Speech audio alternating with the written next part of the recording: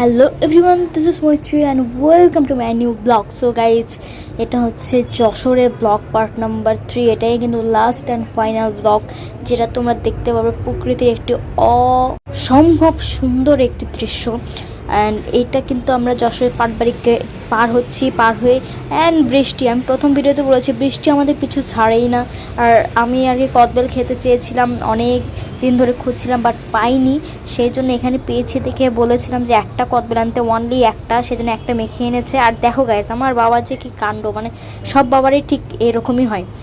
এরকম অনেকগুলো কদবেল নিয়ে এসেছে একবারে বাসায় নিয়ে গিয়ে মেখে মেখে খাওয়ার জন্য, আর একটা এমনি মেখেছে। সো কি আর বলবো, এটা মানে প্রত্যেকটা সময় এরকম হয়। আর আমরা এখন যাচ্ছি গদখালি যশোরে, অ্যান্ড এটা হচ্ছে গদখালি যাওয়ার পথে আমরা একটি ফুলের বাগানে যাচ্ছি, যেখানে হচ্ছে তোমরা দুবাইয়ের মতন সৌন্দর্য পাবে না। দুবাইয়ের মতনই ফ্লাওয়ার গার্ডেন বাংলাদেশেও কিন্তু আছে, যেটা হচ্ছে আমাদের যশোরের গদখালিতে। ইতিমধ্যে আমরা চলে এসেছি যশোরের গদখালিতে। এখানে আমরা গোলাপ কিনেছি প্রায় 100 পিস। এটা 1 বছর কি 2 বছর আগে 1 টাকা পিস ছিল, বাট আমরা যখন যাই 3 টাকা পিস হয়, মানে 5 টাকা পিস ছিল, কমতে কমতে 3 টাকা পিস। তারপরে গাঁদা ফুল তো মানে সারি সারি, মানে ফুলের কোনো অভাব নেই। আর আমরা যেহেতু একটু অফ সিজনে গিয়েছি, সেই জন্য ভিড় কম, প্লাস ফুলের দোকানও কম। যখন আমরা সিজন টাইমে যাব, তখন আর কি এই রাস্তাগুলো আর দাঁড়ানোই যায় না, এমন অবস্থা, এত ভিড় থাকে। আর এখানে মা বলছিল একটু ছবি তুলে দে, ছবি তুলে দিচ্ছি, আমি একটু ভিডিও করছি। আর এই পথে কিন্তু অনেক অনেক ফুলের দোকান আছে, তোমরা যেখান থেকে ইচ্ছে সেখান থেকে ফুল কিনতে পারো। অ্যান্ড আমি বলছিলাম এই দোকান থেকে কিনবো না, চলো ওই দোকানে দাম করি। সো ফুল টুল কিনে তারপর মাথায় যেগুলো কিনে, ওগুলো আমি কিনি নাই, আমার বোনেরা কিনেছে। আমরা এখন যাচ্ছি একটা পার্কে, ওখানে কিন্তু অনেক অনেক পার্ক আছে, অ্যান্ড সব পার্কের আর কি ডেকোরেশনই প্রায় এক। আর কাছের যে একটা পার্ক ছিল 20 টাকা আর কি প্রতিজন, সেটাতে আমরা ঢুকেছি। এবং ঢুকতেই দেখতে পাচ্ছ সামনে একটা ফুলের একটা মানে ছোটোখাটো একটা রাজ্যই বলা যায়, কিন্তু এটা ফুলের একটা রাজ্য। আমার হাতে দেখতে পাচ্ছ যে আমার হাতে 50টা গোলাপ ফুল আছে। আর এতগুলো গোলাপ ফুল নিয়ে আমি তো মানে অত্যন্ত খুশি। তারপর আস্তে আস্তে আমরা পুরো পার্কটাই আর কি ঘুরে দেখছিলাম। তোমরাও কিন্তু যেতে পারো গদখালিতে, যদি তোমরা ফুল প্রেমী হয়ে থাকো, না হলেও যাবে। আর কি এই প্রাকৃতিক দৃশ্যটা তোমাদের দেখা উচিত। এখানে সারি সারি ফুল, লক্ষ লক্ষ ফুল।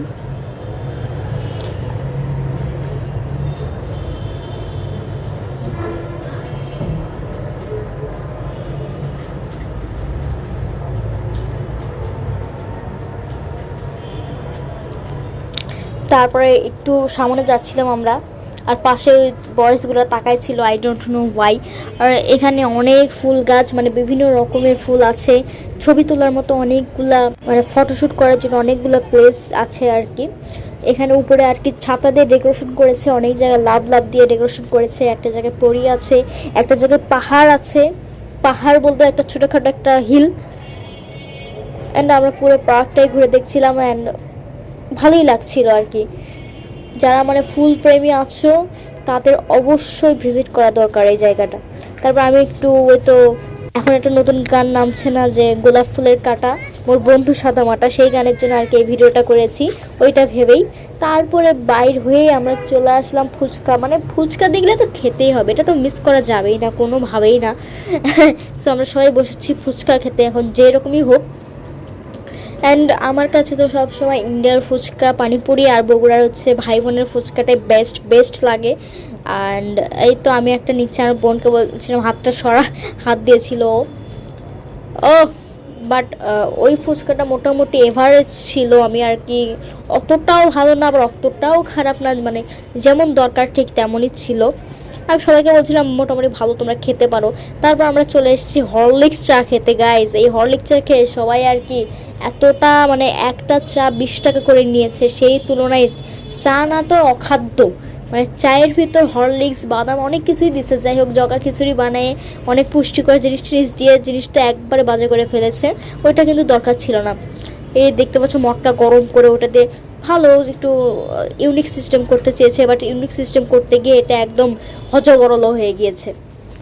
যাই হোক, সবাই এক চুমুক করে খেয়ে ফেলে দিয়েছে। অ্যান্ড 20 টাকা করে প্রতি কাপ চা, মানে ফেলেও দিতে পারছে না সবাই, এতটা আর কি কি বলবো।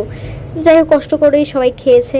এই হরলিক্স চা দেখতে পাচ্ছ উপর দেওয়ার পেস্তা বাদাম, কাঠবাদাম, এগুলো আর কি পেস্ট গুঁড়া গুঁড়া করে দিয়েছে। শেষ, ফুলের বাগান ঘোরা শেষ। এখন আমরা চলে যাব আমাদের নেক্সট ডেস্টিনেশন। অ্যান্ড এখানে আমাদের গাড়ি দাঁড়িয়ে আছে, আর এই পাশে আরেকটি বাগান। সবাই আবার এখানে ঢুকছে, কিন্তু আমি এবার গাড়িতে চড়বো। সো সবাইকে গোলাপ ফুলের শুভেচ্ছা। কারো যদি গোলাপ ফুল লাগে আমার বাড়িতে চলে আসবে।